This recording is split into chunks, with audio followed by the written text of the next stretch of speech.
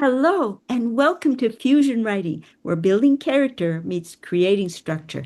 This is our writing week, and it's always a bunch of pleasure to get to try out all of the things we've learned this month and do them on the paper, getting pen to paper.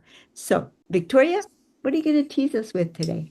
Well, guys, we're still moving around in time. We're moving backward, we're moving forward, we're moving sideways, we're just moving all over the place. So come back tomorrow because your assignment is going to be a little hint of a way that you can experiment with time and see if it's a good fit or not for the story that you're writing. So come back tomorrow and we'll talk about how to do that. Kathleen? Okay.